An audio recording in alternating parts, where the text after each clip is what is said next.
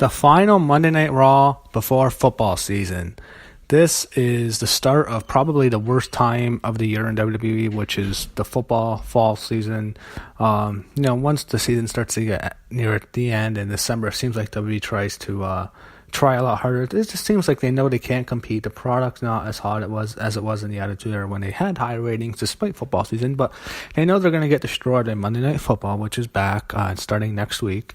And it's just like they just kind of do filler until WrestleMania season. That goes from the worst time to be a WWE fan until the best, which is WrestleMania season. It's just these next 4 months, man. It's gonna be hard to get through Raw, and they do a lot of bad stuff, and sometimes they do some really bad stuff in the fall. I mean, I remember one year, a few years ago, they did that rivalry with the Bellas, which was just awful. And I don't know. I mean, wrestling sucks in the fall, and this is the Labor Day Raw. It's the Raw before all the kids go back to school. So, yeah, this is hopefully they can do something this week to make us want to stick around. I know Big Show and Braun Strowman are in a steel cage match. That's going to be good. Miz and Jeff Hardy for the IC title. So, maybe they give us a good show.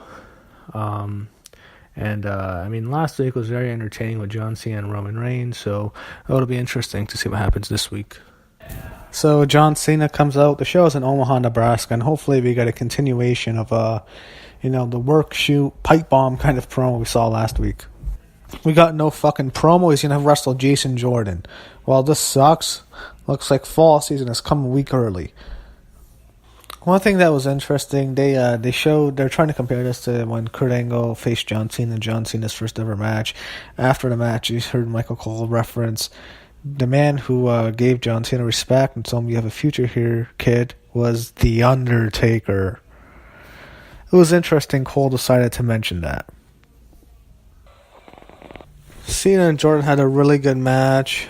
Cena went over. Match, again, probably the best thing Jordan has done since coming to Raw. He gave Jordan a handshake and hug after the match. Now, unfortunately, Reigns comes out to a chorus of boos. So they kind of went against shot, but not as much as last week. It was a lot more comedy here. Reigns, I guess, busted his zipper and Cena ripped him on it and went back and forth with that. Cena put over some guys, saying Reigns is the golden child. Other guys haven't gone the opportunities Reigns has had. Wish they would have gone on a bit longer, like how it ended. I wish they would have just, completely said, Reigns has been handed everything. He gets all the opportunities. The crowd doesn't like him, and he's shoved down their throats. There's nothing else to it. That's exactly what the storyline should be. I wish they just have seen just say it already. But, again, I honestly see them just rip on him more. There's still 2 or 3 more Raws? I think 2 more Raws, so, they'll probably save the last for the go-home show. But, again, really entertaining. Even if you don't like either guy, I know a lot of people don't like, not fans of either of them, but it's just been great. The promos have been awesome, so can't say anything bad about that. Ambrose and Rollins came out there on commentary for a match with Cesaro and Sheamus against Heath Slater and Rhino. Who gives a shit? Cesaro and Sheamus win, and they go backstage with the Hardys, and Matt does the wonderful broken Matt voice, which we're not going to see in WWE, it looks like, and Jeff's cutting a promo for his match. So, Jeff and The Miz, that's happening right now. It's actually 10 years. They said 10 years yesterday since Jeff Hardy won his last Intercontinental title. I don't even remember that at all, but that's kind of interesting that they mentioned it. I don't see him winning this at all, though. So, Miz retained the belt. Match was pretty decent. So things got a little weird. They recapped Alexa Bliss beating Sasha Banks to win the title back last week. After she lost to Sasha at SummerSlam when Sasha beat Alexa. Now they announced a rematch for No Mercy. I'm thinking to myself, really? It just seemed like they're going to Alexa and Nia right away. But then Kurt Angle is backstage on his phone. So they still felt like that Jason Jordan storyline hasn't finished yet. He's still on his phone looking worried. It's annoying as hell. Every single time we see Kurt Angle, he's on his phone. We need to see a meme of Kurt Angle on his phone. I think that's going to be the new meme that takes over wrestling Twitter. Jeez. Anyway, Nia Jax comes in. She demands, why is Sasha getting this opportunity? He says Sasha gave her demand her rematch at No Mercy. Emma comes in and I don't know. I can't believe Emma is still employed. It's amazing that this woman is employed. And what happens is they start arguing, and then eventually Kurt Angle makes a tag team match. And if Emma and Nia beat Sasha Banks and Alexa Bliss are teaming up, I'm sure they love that. They love that they have to team up with each other. Then it's a fatal four. And I think they probably will win. I think Emma and Nia win. And it would be awesome if they actually put the belt on Emma at No Mercy. That would just be great. And maybe she keeps saying, I started the women's revolution. I started it. I'm the champ. And then out comes Paige to say, no, Emma, I started the women's revolution. It's my house now. That'd be really awesome, but I don't see that happening.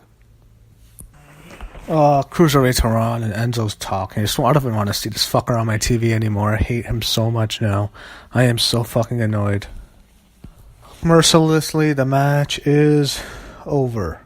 I just find Enzo so fucking annoying. I just don't want to see him anymore.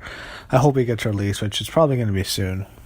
I told that story last week of how big of a geek this guy is. A week ago, at the Mayweather-McGregor fight, it was the biggest fight ever. And there was a whole bunch of celebrities in the audience, and he took a picture with all of them, and all of them are just have this face of just looking like, who the fuck is this guy? They all looked annoyed. It's just so stupid. They showed Alexa and Sasha in the back, and they have to team up, and Alexa's trying to be friendly with her, trying to, get them on the same page. And Sasha starts responding, and, they start arguing with each other.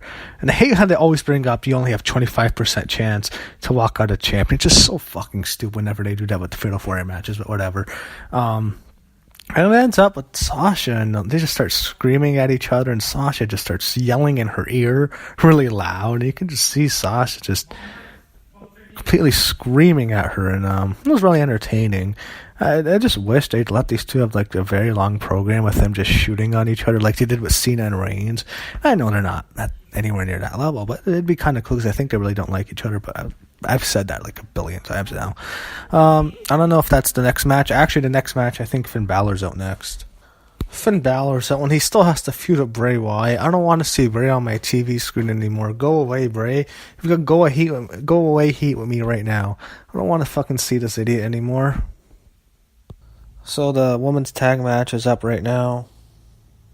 Alexa and Sasha have to team up to face Emma and Nia. So the tag match happened. It was a long match. I mean, they gave them some time. They didn't really do any dissension with Alexa and Sasha since it's going to be a Fatal 4. And what happened was they kind of had Bliss and Banks, who are the two most popular women on the TV show, easily. It kind of had them work as the heel tag team. They beat up Emma for a while. Then Nia was kind of the baby face. I don't know if Nia's a face now, but she got the hot tag, and they had Nia beat up Alexa, and then Sasha tagged in, and Nia and Sasha fought Nia and finished Sasha with the leg drop. But Emma comes from gets a cheap tag, and Emma steals the pinfall. So Emma, imagine this. Imagine in 2017, imagine thinking of this scenario 1 year ago. Emma is gonna pin Sasha Banks. Think about that 1 year ago. And Emma pinned Sasha on Raw. Wow, I never thought I'd see that. I really hope Emma wins. I'm rooting for Emma in that match. I think it'd be awesome if Emma won, and maybe Paige comes back and it's Emma and Paige for the Raw Women's title, since it was kind of them who really started all the women's revolution. And obviously the Four Horsewomen took it to a different level and everything, but it kind of did start it. And if you think about where they were, I mean, they were all divas. They were calling them divas in NXT, so I want Emma to win. But after the match, Nia lays out Emma, and Nia stands tall, and I hope Emma wins. I don't expect her to. I think probably Alexa will pin Emma or Sasha, and after Nia had the match on, they'll probably set up Alexa and Nia later. After that, they go to Renee Young. And also, they pinned Sasha Banks again, so 2 weeks in a row. And Sasha went on the Sam Roberts podcast and just trashed the creative. She said she's frustrated. She loses her confidence because she always loses the belt. She never gets a long range. She can't have any... She went after them pretty damn bad. And that was really interesting that she... And that's like the kiss of death. I mean, you never bash creative. And it's interesting. She's been pinned twice on Raw. And I don't know. I remember Corey Graves going off on her on one of to bring it to the table shows, and she seems like one of those people who has a really, I mean, I'm sure the company does not like her attitude. She's great. She's a great wrestler. You can kind of see that. I mean, she might be her own worst enemy with her attitude. And after that, they go to Renee Young. She's backstage with Braun Strowman, and Strowman cuts a decent promo. His beard looked a little weird this week. I don't know. It's kind of noticed. Anyway, he cuts a promo. He's going to beat the Big Show. It's a steel cage. So I don't know what they're going to do. I don't know if they're going to destroy the cage. They did it once at Big Show and Mark Henry when they had Henry, I think, Big Show through one of the cages.